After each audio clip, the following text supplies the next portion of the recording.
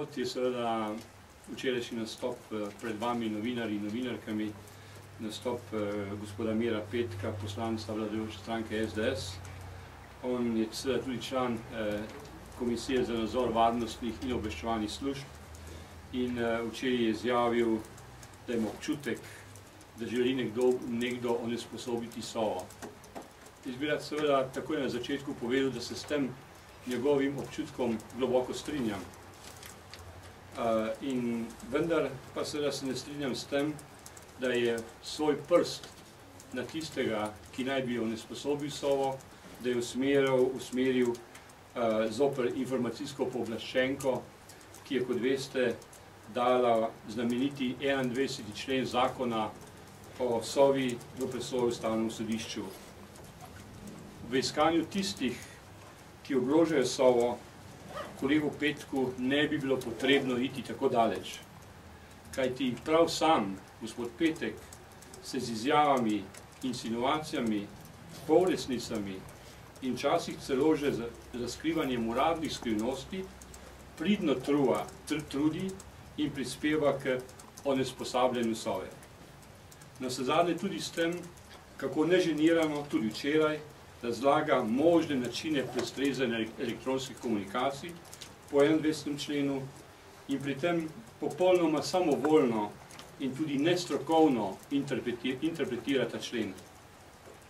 Gospod Petek navaja, da je v primeru Janša Saldar prišlo do zlorabe tega, se pravi 21. člena, v politične namene.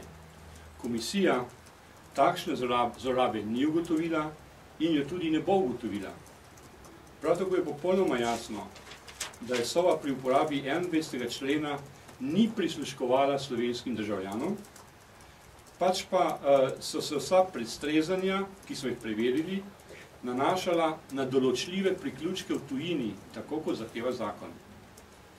Pri tem so se v sistemu mednarodnih, ne notranjih, elektronskih povezav, nikakor ne v notranjih elektronskih komunikacijah, kot sem omenil, lahko ujeli tudi slovenski državljani, jasno, če so klicali ali bili klicani z določljivih priključkov v tujini in če je Sova bila v stanju, da je lahko te povezave prestregla. Torej je treba jasno poudariti, Sova ni nikoli prisluškovala Janezu Janši, pa tudi ne katerikoli drugemu politiku in tisto, kar sem jaz videl, tudi ne novinarjem. Potrjujem pa, da so se v teh mednarodnih povezavah, ki jih je Sova prestrezala, da se je ujel tudi kakšen slovenski politik. Da bi se ujeli novinarji, tega nismo pazili, čeprav so pregledali veliko materijala. Poleg tega, seveda, kolega Petka javno sprašujem, odkod mu podatek o 1000 telefonskih številkah v tujini, ki naj bi jih spremljala Sova. Pozivam ga, da javno prekliče ta podatek in se opraviči za škodo, ki jo dela Sovi in sploh slovenski obveščevalni skupnosti, če smem tako reči.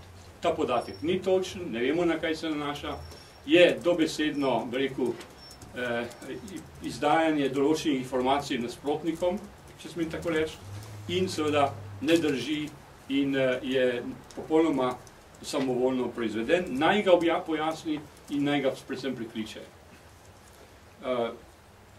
Zdaj seveda pobuda za ustavno presojo, ki je bila dana strani informacijske pooblaščenke, je logična posledica dogajanj z Sovo in ki so se začeli že s posegom vladne komisije v Sovo in razkritjem varovane lokacije na Malem trgu, nadaljevali pa so se z nepooblaščenim vstopom v to lokacijo strani svetovalca vlade in seveda celo z objavljenim dokumentom Sove na spletišču Vlade Republike Slovenije.